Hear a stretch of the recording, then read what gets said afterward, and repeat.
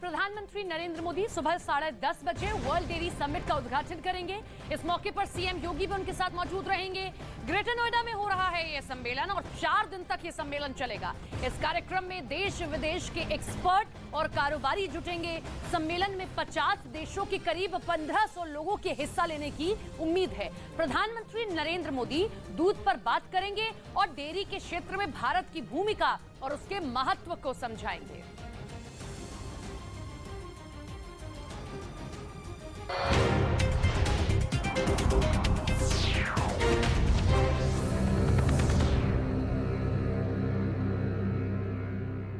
आज तक और इंडिया टीवी को पछाड़ न्यूज़ 18 इंडिया बना भारत का नंबर 1 न्यूज चैनल।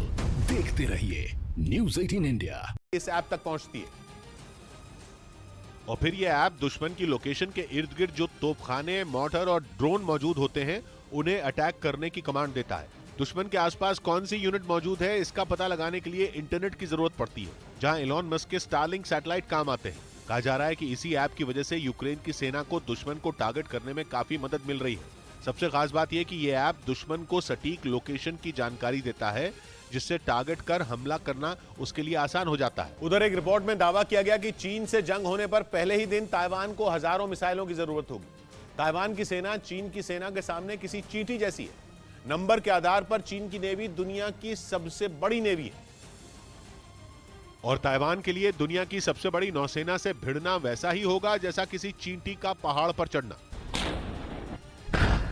लेकिन एक रिपोर्ट में दावा किया गया कि जंग छिड़ी तो पहले ही दिन ताइवान को हजारों मिसाइलों की जरूरत पड़ेगी, क्योंकि चीन ने ताइवान पर हमले के लिए 660 जहाज ब्लू बैटलफील्ड में उतारे हैं और उन्हें रोकने के लिए या फिर कम से कम जंग में बने रहने के लिए ताइवान को 2000 क्रूज मिसाइलों की जरूरत होगी। यानी ताइवान को चीन के एक जहाज को डुबोने के लिए कई मिसाइलें दागनी होंगी और ये तभी होगा जब ताइवान के पास उतनी मिसाइलें होंगी।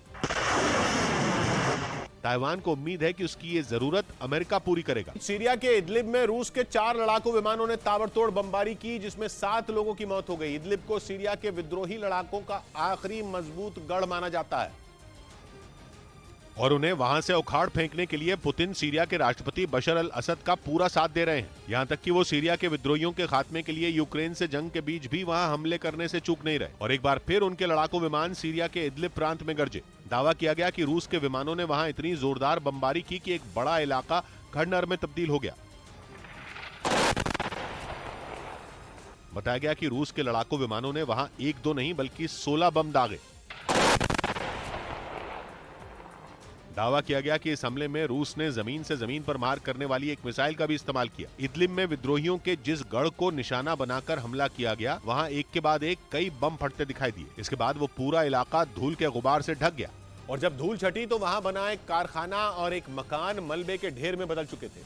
हमला कितना खतरनाक था इसका अंदाजा इसी बात से लगाया जा सकता है कि दोनों इमारतों का एक भी हिस्सा सही सलामत नहीं बचा, क्योंकि बमों के हमले और मिसाइल की मार ने उन्हें पत्थरों के बड़े बड़े टुकड़ों में बदल दिया। वहां खड़ी एक कार भी धमाके की वजह से पूरी तरह बर्बाद हो गई। इस हमले की खबर मिलते ही विद्रोहियों के इलाके में काम करने वाली सीरिया सिविल डिफेंस की टीम वहां पहुंची और उसने रेस्क्यू का काम शुरू कर दिया। सिविल डिफेंस के लोगों ने दावा किया कि रूस के इस हमले में 7 लोगों की मौत हो गई, जबकि 12 से ज्यादा लोग घायल हो गए। बताया गया कि मलबे से निकाले गए घायलों में कई बच्चे भी शामिल थे जो रूस के हमले का शिकार हो गए। लेकिन ये पहली बार नहीं है जब रूस ने बशर अल असद का साथ देते हुए सीरिया में विद्रोहियों पर हमले किए। इससे पहले भी रूस की गठबंधन वाली सेना इदलिब में कई बार एयर स्ट्राइक कर चुकी है।